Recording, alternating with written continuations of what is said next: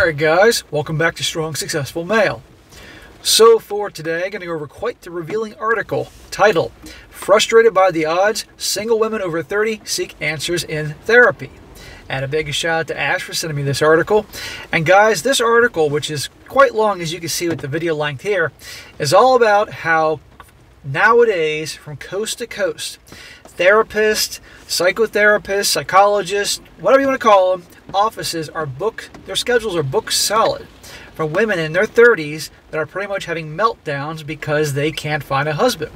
Because they're in their 30s, they've had their success, and no guy wants to marry them, and they can't have their families, etc., etc. To the point that some therapists, and you're going to see here, are saying no more women in their 30s having meltdowns over they can't get a man, or why can't get a man, etc., etc.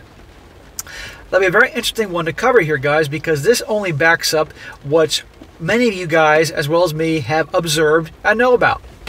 And as you can imagine, some of the therapists address practical things causing this issue with a lot of gals not being able to find a guy, and others don't. And we all know a lot of the major reasons why, because a lot of gals decide they're going to be the strong, independent woman, have careers, they focus on getting multiple degrees, focusing on career, getting a high-level position, making a lot of money, and giving up the main years that used to be for courting with guys and starting families and all that. They get to their mid to late 30s, and guess what? They can't find a guy, and guys aren't interested in them anymore, for lots of reasons. Also, the reason that the gals can't find guys to marry anymore is because so many men, understandably, aren't interested in marriage. In fact, many aren't interested in a relationship or dating together now because of how things are nowadays. How so many gals are so unbelievably picky. Their attitude towards men, the level of entitlement out there, the list goes on and on. And a big reason why so many gals can't get guys because they're just so picky and have such high standards because they think themselves are such a catch and so valuable, and yet they wonder why they are in their 30s, in some cases 40s, and still don't have a guy. And it's of course guys' fault, not theirs. And where you actually will hear about how they want the therapist to tell them it's everybody else's fault that you're not married, but not your own. So that'll be a very good one here to go over, guys, to show you the direction things have gone and are going nowadays. And this article, this is from the Los Angeles Times, so it's not a small little random article I found, on the internet. This is the LA Times. So it starts off, says here, not long ago, Manhattan psychotherapist Renee Goldman called a colleague wanting to refer a client. Barely were the words out of Goldman's mouth when her associate thundered her reply. If this is another single woman over 30 wanting to get married, the second psychotherapist railed, don't even think about it. The description was precise fit, and Goldman's colleague made it entirely clear she did not need another husband seeker to her client roster. It was an epidemic of sorts, they agreed, this seeking to make sense of the single status. Never married or long divorced, a growing number of single women are taking their turmoil to psychologists and psychiatrists. It is a phenomenon of this era, it really is, LA psychologist Annette Barnon said. I would suspect that the great majority of any psychotherapist practice, maybe 2/3 of anybody's practice, is single women who have relationship problems. 2/3? Believe me, there's a lot of people with issues out there, but 2/3 are just single gals with relationship problems. Dwelling on the odds, to help explain the trend, mental health professionals cite media reports spotlighting a so-called man shortage and dwelling on the perpetually, I can't even say that right, dismal odds of marriage for women over 30. A widely publicized study earlier this year by 2 Yale sociologists and a Harvard economist, for example, asserted that only 20% of white, college-educated women who reach age 30 without marrying can be expected to do so. After age 35, the figure dropped to 5%. For those over 40, the researchers said perhaps 1% would marry. How interesting. These are not very good numbers or odds for the single gals out there. Other social scientists have since questioned the findings. Well, of course they have, because they won't be too politically or socially popular, so of course they have to question the findings.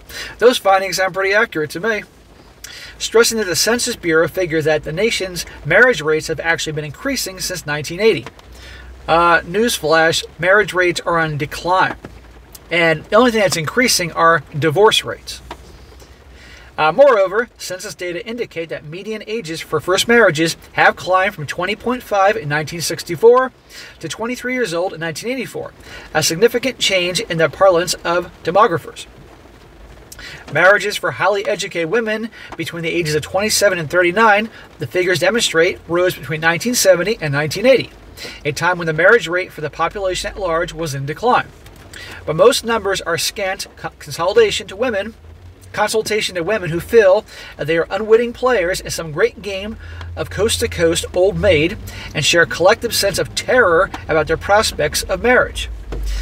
Well, perhaps if you started the process in your 20s, like your mothers and grandmothers, you wouldn't have this problem.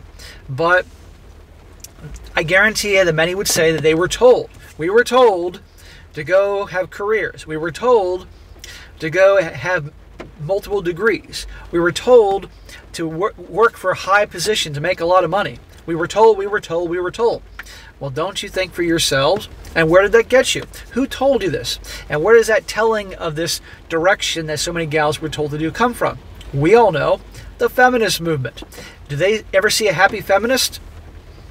And now these gals are in their 30s, their biological clocks are going haywire because nature runs the show, and they can't find a guy, and they're unhappy because they aren't married, don't have kids, and nothing is leading to that. And they're adults they brought on themselves. And not to mention, they were so picky and cast aside so many good guys, now time's up. And so many guys are walking away. This is the reality of the times. And so many guys out there that have been burned badly by gals like this, pushed aside, looked down upon, you're all laughing your asses off right now. It says here, those in the mental health field point to certain common elements among these women's clients. Highly successful careers, high incomes, and often family backgrounds that are almost baroque in their complexity. But they fail to pinpoint a pathology that characterizes these women, agreeing only that it is a major concern. It says, it is happening more and more, said Kenneth Druck, a psychologist with a large practice of single men and women in San Diego. The unmarried, over 30 women, he said, is coming in because she thinks something is wrong. She has an underlying sense of failure, a nagging suspicion that perhaps she has missed the boat somewhere. The fact is, she doesn't have a relationship, she's not part of a family. And the odds are, it is her own actions that got her in this position. What she is saying is, there's something wrong with me. Change me, Druck said. This issue itself was subjected to analysis this fall when New York psychoanalyst Janice Lieberman presented a paper. The paper is called Issues in the Psychoanalytic Treatment of Single Women Over 30 at the annual conference of the American Psychological Association. Wrote Lieberman, these women entered treatment in order to better understand themselves and why they had not been able to get into a stable relationship with a man, meaning marriage. Usually this affect-laden word, marriage, is not used in the first sessions. Being single is occasionally raised as the presenting problem, but more often than not is mentioned after several sessions have elapsed. The casual way in which the problem appears, Lieberman continued, belies the fact that many of these patients bring to treatment a hidden agenda to find a husband. Well, why weren't you looking for a husband earlier, when it was a lot easier to do so? And again, these are the times. And guess what? Every day, more and more guys, guaranteed, are walking away. It's not worth it on multiple fronts. Not to mention, don't get me started about the family courts and how things don't work out and there's a divorce, how they get railed, raked over the coals. Who wants to do that? Certainly the issue of confusion, if not outright discomfort, over marital status is not exclusive to women in this age bracket. You see it with men too, by the way, Druck said. There are more and more men who come in and say they want a wife and a family. Well, there are traditional guys out there that want a traditional gal, but they're not getting traditional gals in today's Sodom and Gomorrah 2.0 world, amongst many other things. But traditionally, women have sought psychological help in far greater numbers than have men. Men are less likely to consult a psychological professional at all, and when they do, the questions they raise are apt to be a different nature entirely. Well, that is true. Women definitely seek out therapy much more greater numbers than men. They may complain a difficulty in sustaining a relationship, but their focus is likely to differ dramatically from that of their female age peers. As Druck pointed out, while men may have some of the same concerns, there aren't 1,000 books out about women who hate men or about men who love too much. It says here, no role model. For Carla, a 38-year-old officer for a foundation in Boston, my neck of the woods, this is the issue. I don't have a role model. The old role model is mother, the grow up, get married, and have babies role model. What I did was go to graduate school and become a quote-unquote success in my scholarly field. I'm going in a direction that is absolutely dark. There's nobody guiding me, no role model for a woman who has a series of relationships but no marriage. So in other words, her mom was, like she said here, grew up, get married, have babies role model. She doesn't have the role model of the skip what women have been doing forever, go seek advanced degrees, and work hard and pursue your purpose, basically having masculine energy, get the high-level job, income, all that, and then in your 30s or 40s, then you can settle down. That role model isn't there because obviously it hasn't worked, and the times weren't impacted by the feminist movement.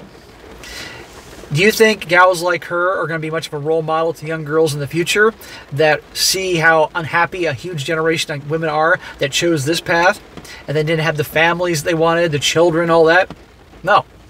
There's a reason that role model doesn't exist, because that model clearly, as you can see, doesn't work. Otherwise, you wouldn't have therapist offices from coast to coast, book solid women all complaining about the same thing and unhappy. This route hasn't worked. Now, I'm not saying that women can't have careers. Of course they can. But the way they've gone about it is I'm going to focus on that, and not to mention ride the carousel up until my late 30s and then settle down. That model doesn't work. Perhaps going to school, and then while going to school and college in your early 20s, you have a boyfriend, you have a good thing going with. And then maybe after you graduate college, you get that job, still with that boyfriend. And then maybe you start thinking about settling down or whatever, but you still have that job, you still have that degree, so everybody has something here. Not, I'm just going to bypass all that, and then at 30s, because everybody was telling me, then I'll settle down. It doesn't work that way. It goes on here. Carla said that she sees her therapist on a weekly basis because I want to be able to get to the point where I can nurture myself. But sometimes she said, I feel like you're going to a therapist and you're just paying him to be your pal. Kind of. She would like to be married and thought her childbearing days are numbered. Carla said she still thinks about having kids, but the realities of the marital marketplace do not fill her with optimism. Life is just a free fall. It really is, Carla said. I figure the only safety net I have, is your IRA. Thinking like a man. It says here, her lament is familiar one to Mill Valley's Pierre Mornell. He says, I see a lot of women who made it in the trenches, and they're bloodied. They got it right to say, is this all there is? Mornell, a member of the clinical facility at UC San Francisco, and author of Thank God It's Monday and Passive Men, Wild Women, said single women in therapy often express the need for family and children. Well, where was all that need for family and children when they were younger? They were doing what they were told they were supposed to do. Nobody thinks for themselves anymore. Not that people generally think for themselves in the past or ever. It says whether that is due to estrogen or progesterone, I can't pronounce that, or it's the reality you've been out of the trenches and you're bloodied and battered, there's something rather profound in terms of genes and wanting to nurture and raise children, have a quieter, simpler life, or simply withdraw from the professional battlefield. Virtually uncharted, this midlife, male-female psycho-emotional territory is also convoluted and confusing. He says, what you're touching on is the tip of a very complicated iceberg, which I know I don't completely understand. Well, a lot of us understand it. It's not that hard to figure out. At the end of the day, nature always wins. And temporary movements, like ideas and ideals from like the feminist movement, that's not gonna conquer nature. Nature will always kick in and take over. Virtually uncharted, this midlife male-female psycho emotional territory is also, I read that part. It says here, particularly among women patients, Mornell often encounters a series of symptoms: poor concentration, eating or drinking too much, sleep disruption, a general blue view of the world. Taken together, the symptomatology points to depression. When you start taking a history, said Mornell, men or the lack of men are one aspect of that history. Continues, says here, but that issue, he said, is seldom what sends them to the therapist's office in the first place. If somebody came to me and said they wanted to find a man, I would say you're in the wrong office. In any case, said Mornell, in treatment, I think you get off how do I find a man very quickly and touch upon what kind of men have been there and therefore what kind you want. Among many successful women he has treated, one theme that often emerges, Mornell says, is they often had alcoholic fathers. When they grew up doing what they grew up doing was learning to be perfect, to be successful, to be in control. Control becomes an important theme because somebody in the family was wildly out of control. Well, that's interesting, and no child should grow up with a parent that is an alcoholic or drug addict or some other bullshit like that. And that's a shame. So it says here these young gals become trying to be in control, to keep order, and become control freaks. Any guys ever been in a relationship with a girl as a control freak? Not a lot of fun. And those types aren't exactly going to attract men. The only type of men they will attract are weak guys. And women don't respect weak guys. And hence there are no good men out there. Either the guys have their shit together, don't want them because they're controlling and bossy and my way or the highway. Or the guys they can get, they don't want them either because they are weak. It becomes very complicated, he said, as you take it down from attraction to unavailable men into what you can control. And in any good relationship, one party or the other is at some point going to have to give up control. Yes, you're going to have the more dominant one in the relationship. And when it's the woman, the only one she's going to be able to dominate is a weak man. In various forms, control is an issue that often surfaces in psychotherapy. For single women vexed by their status, Janice Lieberman suggests the control question can be particularly confounding.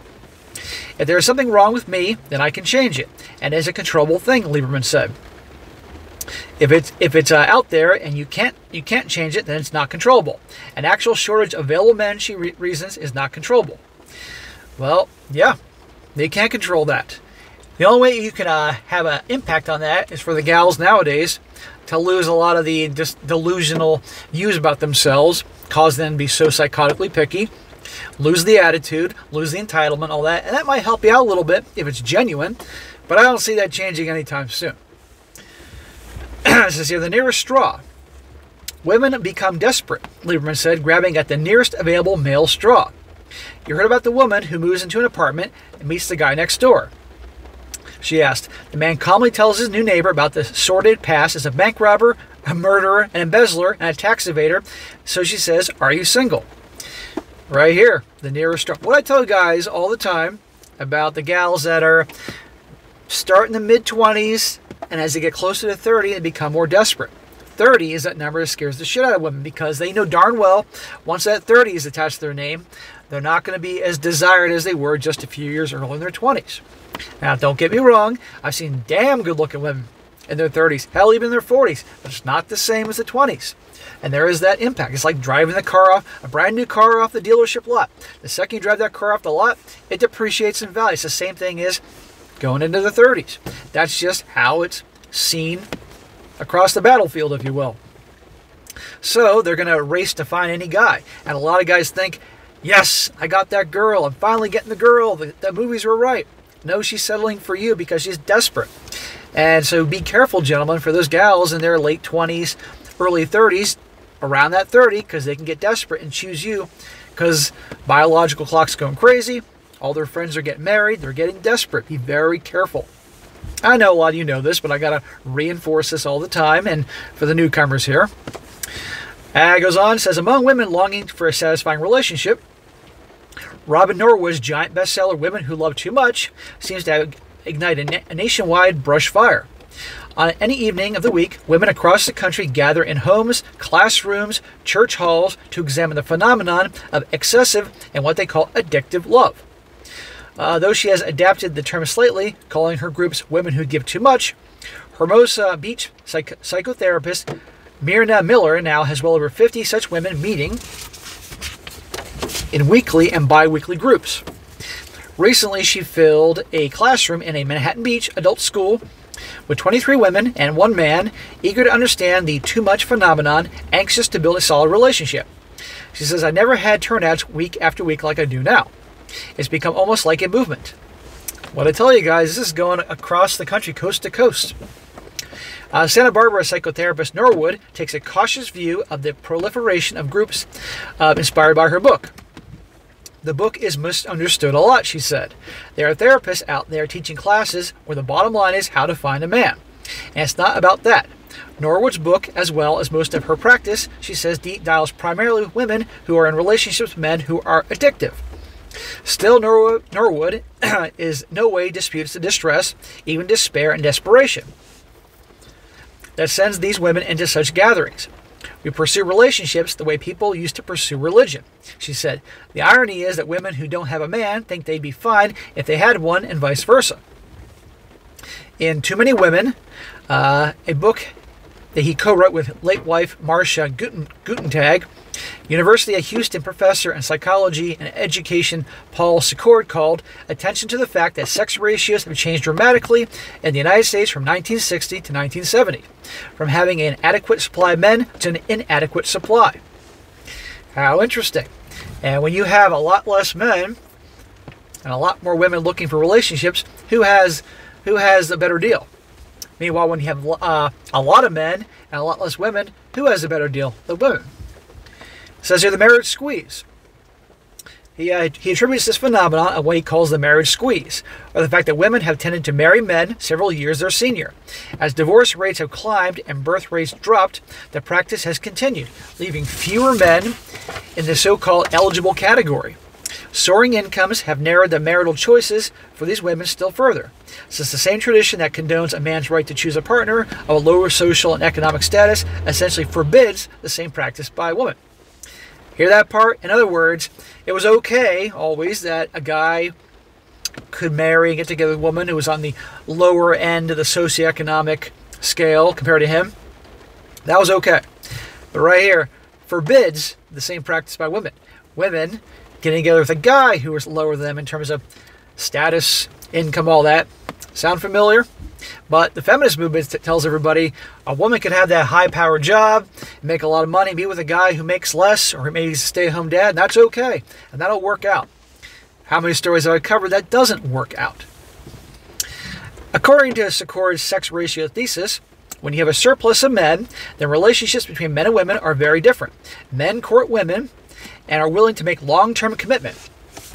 Women are also apt to be relatively content with the marital role, and you have no moral tradition that expresses strong sanctions against things like adultery or premarital sex, especially for women. But a surplus of women, he says, means that everything changes. Men tend to have more alternative relationships with women, they are less likely to make commitments to women, and more apt to having higher divorce rates. Aha! In the view of the Los Angeles psychologist Annette Baron, the surplus of women is not the only aspect of the male-female equation that is off balance these days. Well, there are a lot of things that are off balance these days. We have a whole generation of men who want to remain boys, who didn't want the responsibility of being a man. Here we go. Adolescence for men, I think, used to last until 30. Now it lasts until 40. At the same time, she said, you have women who have learned to take care of themselves, who have in effect become men. The pieces aren't fitting, it's become skewed. So I'm going to stop there and say, all right, she claims that men are taking longer to grow up, if you will. I'll agree, you definitely have a percentage of men out there that did not have a very good role model, didn't have parents to give them a kick in the ass, and a lot of their peers were slackers, for lack of a better term, that aren't getting out of the house, pursuing goals, making something of themselves, and therefore kind of like a man-child. There are those out there, and they definitely need some work. And so I try to help those guys out who didn't get a good example or role model. So I can understand that part. But if it's also referred to guys as being man-children, if you will, because they don't want to get married or do relationships, but have other aspects of their lives going well, job, money, resources, responsibility, then that's ridiculous, because Guess what? Because guys don't want to get married doesn't make them a bunch of man-child, man-children, a man-child, whatever. And right here she said how young women have learned to take care of themselves who've in fact become men. What I've been saying all along about, thanks to the feminist movement, modern feminist movement trying to mold guys to be more feminine and women to be more masculine. You see it all the times in the movies and TV shows if you pay attention. And is it any wonder that both are not attracted to each other? It's like getting two magnets. And you mix up the ends and they actually push apart. That's when you have when the polarity is out of alignment. That's what you have a lot today. No masculine guy is going to be attracted to a girl that acts like a dude. And no feminine woman is going to be attracted to a guy that acts like a girl. So everything's fucked up. It goes on, this shift in expectations and development has accounted for another casualty in the ongoing between the sexes, said Moran. I think there is something that happens once the woman becomes an emancipated, independent adult. Once she learns to take care of herself. If she manages to make that, then she is not nearly tolerant or accepting of any kind of settling into a relationship. She's not going to settle as easily. Right. Hence, I have these degrees, I have this income, I have this status, I'm worth this, therefore I only want a guy that's above 6 feet tall, makes 200 grand a year or more, has a fit body or six-pack, has 6 inches or more down there. I only want a guy that has equal status, has multiple degrees. Well, what percentage of guys can fit into those categories? And this is exactly why, one of the reasons, well, so many gals like that can't find a guy. They're too goddamn picky, and they're unwilling to settle. When in actuality, in real life, everybody in one form or another will settle because they're not going to get the full thing what they want. Anybody ever buy a house? It's hard to get everything you want, but you have your main things. Kind of like that. It says here, it's not that they don't want to be married, said Melody Anderson, a psychotherapist in private practice in New York, and at Manhattan's Resources for Midlife and Older Women, and said they don't want to marry the men who are out there who are still brought up to believe that women major roles to supply them, the men with their emotional needs. It says here, women want to marry equals, she said. They don't want to marry sons. I got no problem if a woman doesn't want to marry a guy that behaves like a child. I got no problem with that. The problem is you got a lot of guys out there that are labeled that way because they don't make the kind of money or have the status that the woman feels entitled to, which is ridiculous.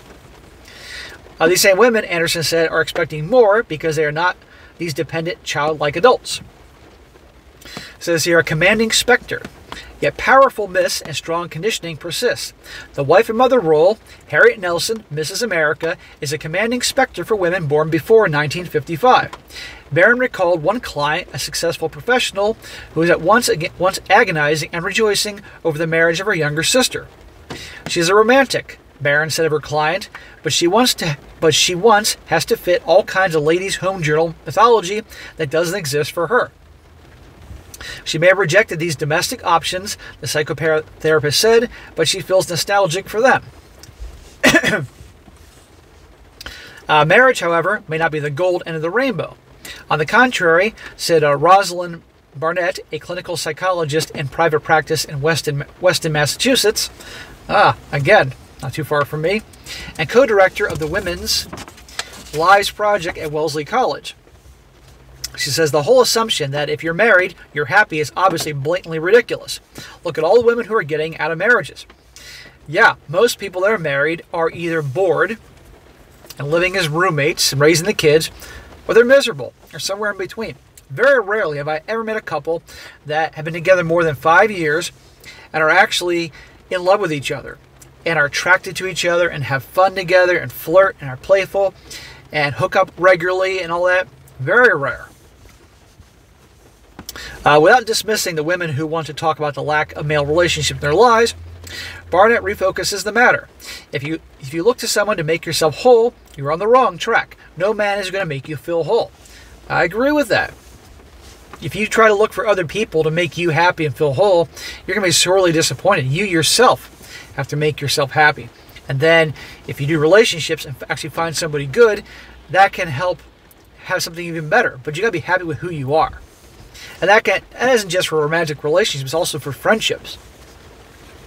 Says if they're going to use therapy in a healthy way, Barnett said, it's going to be to learn to accept what they've got and to make the most of it. If you constantly look at the quest for what you don't have, if you mortgage the present for the future, then today doesn't matter.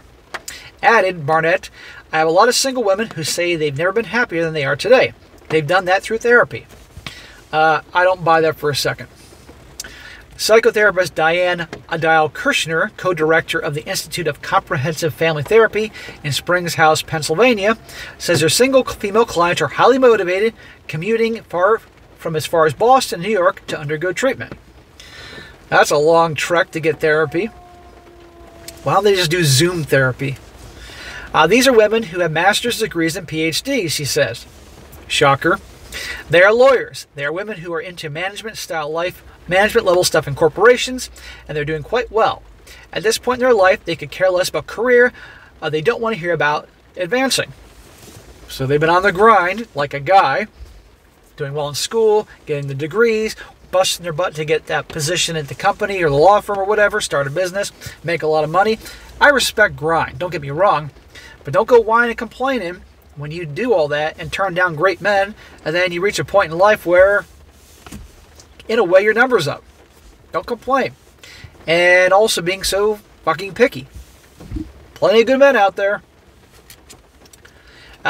Many, Kirshner said, have opted for a career and then turn around and find themselves devoid of eligible men, and in a position where they haven't developed certain skills and arenas in order to pursue men and connect to them.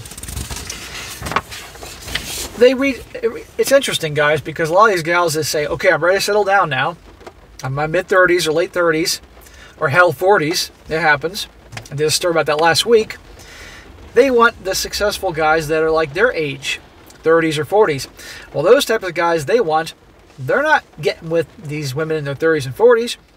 They're going to get the gals in their 20s that are more traditional and can give them children and all that. Not this. And that's the flaw in this thinking. But who do you think led them on this path? People that were in the same boat that weren't happy. Misery loves company. It says a return to traditional values. Kirshner focuses her treatment in the context of cultural norms. We are returning to a traditional value system, she said. Are you sure about that? Because I don't see us at all returning to a traditional value system. I think that's quite some time away. I'd like to get back to traditional things, but I say we're in Sodom and Gomorrah 2.0 for a reason, because we are. Anyway, I'm interrupting. And at the same time, I really believe that to a certain degree, there are actual biologically based yearnings to reproduce and so forth. Exploring her clients' histories, she said, generally what you do is find there's something wrong psychologically. During therapy, she strives for a corrective relationship or reparenting that includes homework, directives, and role modeling for women who've combined marriage and career. Kirshner also concentrates on confidence, a quality she contends goes back to earlier programming in the family. These women don't have it. Well, they certainly act like they have all the confidence in the world. I'm sure you guys all know what I'm talking about there. They can be confident in handling difficult business interplay. They can be brilliant in the courtroom, and you put them in a social situation with a man, and they are absolutely terrified. She even gets down to such intersexual brass tacks as making eye contact with men. Kirshner is optimistic. She emphasizes that the reality is that there are very, very few men statistically, but adds the other side of that is there are some. What do you mean there are very few men? What are you talking about? There are men everywhere. But I guess she's referring to the ones that these gals both want and feel entitled to. That's just my interpretation. I could be wrong, but that's my interpretation. Janice Lieberman is less for that. She says, you got to realize it's a needle in the haystack thing. The New York psychoanalyst said, if you keep getting caught in the hay, then you can't go on. Her paper for the American Psychological Association confronted this question head on, and then went on to upbraid some members of her profession for failing to acknowledge this condition adequately. Wrote Lieberman, the male shortage is a fact that is commonly denied by society and by psychoanalysts. I believe that this denial stimulates self-image difficulties in single females. In her New York office, Lieberman is more forceful still. I'm so sick of all this smart women, foolish choices stuff. The therapists throw it back to these women. They say it's your fault, you're making the wrong choices. Indeed, said Lieberman. One therapist even told me, if I acknowledge the male shortage, my patients will give up on therapy. They were making wrong choices. I mean, come on here. They were making wrong choices in the past, and they make wrong choices now. Okay? To tell them otherwise is just telling your patients what they want to hear, and that's not going to help them. But then again, that helps keep paying the bills. Single herself, ding, ding, ding. Lieberman maintains that too many of her professional colleagues are simply unaware of the horrors of midlife dating and mating. We tend to deny unpleasant things, she said. If people are dying at the age of 80, it's a horrible thing. We can accept it. We do not accept the fact that beautiful, bright women may be very sad because they are never going to find somebody. It argues with a fundamental part of our culture, the promise we all had that you're going to find somebody. Well, that is the promise that people have, and the promise that a lot of gals tell each other. You know, I mean, you get a bunch of gals together and listen to them talk, you hear that type of thing. But it really boils down to, if somebody keeps having the same problem with people or whatever, then maybe the problem isn't the people or the situation or the environment. Maybe the problem is you. Maybe you're going about things wrong. And a good therapist will point those things out. A bad therapist will make you think that it's everybody else's fault but yours. No magic wands. To the dismay of the unmarried woman who would like a prescription, whether for a husband or for a happy life alone, no magical elixir is known to exist. Therapy is a catalyst, but it's definitely not the solution, said Ken Druck's wife and fellow psychotherapist Karen Druck. Karen Druck, not drunk. Karen Druck. No therapist has a magic wand in his pocket. You have to change yourself. There you go. You can't ask the therapist to do it. Therapy is a lot of work, she added. If you really want to make changes, it's going to take a lot of getting in touch with what basically made you the way you are. Now we're talking a therapist with preaching accountability. But how far is that going to go? And you all know my meeting on that. As men and women turn to therapists to help them understand or change their single status, psychotherapists also face new demands. Said Pierre Mornell, the therapist is definitely taking on the role today that was not envisioned. At present, the matter is a maze. I can raise all the questions Janice Lieberman wrote in her paper on treating single females over 30. I do not have the answers. Whether it's going to end up for men and women, no one can be sure, Mornell said. But think of the late 1960s trying to predict where we would be in the future. I think the pace of change is so much faster now. So there you go, guys. Long article, but that is demonstrating the times, and doesn't surprise me at all. And all these therapists are either telling these 30s unhappy single women that can't find a man or aren't married. You have some that are telling what they want to hear. It's everybody else's problem but yours. And the other ones that are trying to lay out the accountability, but they're all still scratching their heads trying to figure out what's going on. One, it's pretty fucking obvious to me and many of you. Thanks to the feminist movement, rewiring the minds of a lot of gals and saying, go essentially be like ambitious, driven men. The degrees, the careers, the high status, the income. And you don't need to worry about nature telling you what, or nature pushing you in the direction, do what you're going to feel like you want to do. Settling down, children, all that. And then they find in their 30s, nature is always going to win. And they're unhappy. Not to mention, thanks again to social media, dating apps, again, back to the feminist movement promoting the strong, empowered gal. These gals are delusioned with their own self-worth, think they deserve these top guys, and because their pickiness and attitude and entitlement can't find guys. So it boils down to the feminist movement and attitude and reality. And given the times, more men are walking away, and you can't blame them. So for all you guys out there that said, I'm never getting married, and mean it, or you're not even doing any relationships or dating, you're focusing on yourself, what makes you happy, you realize you got a peaceful, happy life, you got money in your bank accounts, all that, and you don't want this shit, nobody can blame you. And of course, you're going to be labeled the bad guys. You know, you're not manning up and doing relationships, getting married. But until things change, until the courts are fair towards men, amongst many other things, and I don't see things changing. Somebody wrote in that article they see things changing. Or going back to traditional ways. You heard that part. I don't. But we shall see. So for many of you guys, like I said earlier, that have been burned. They've been snubbed by gals that you found attractive, and they wouldn't give you the time of day because you didn't have a master's degree, or didn't give you the time of day because you made less than her, amongst many other things. You definitely get to have a last laugh here, because the odds are that same gal who probably wouldn't give you the time of day when she was 27 will be 37 one day and still will have a guy, not have a family. The biological clock, nature will always win, will come knocking on her door, and then she'll be crying and carrying on in the therapist's office, and you'll have a good laugh. You'll never see it, but it's out there. And don't get me wrong, there are some women out there that truly don't want to have kids. I have a long-time family friend I've known forever. She didn't want to have kids in her teens, 20s, 30s, 40s, and I'm sure in her 50s she won't want to have kids. And she's happy with her life with her husband. You know, she does well, he does well. But by and large, most women do want to have children one day or get married. And their actions have caused how things are. So the therapists can keep scratching their heads about this, but hell, they're making a lot of money with these clients. Anyway, guys, I thought it was a good article to go over showing you the times. And a shout out to Ash for sending me this very good article. All right, guys, that's it for tonight. Be sure to comment down below what you think about this. And be sure to like the video, share with your friends, and subscribe. I'll catch you next time.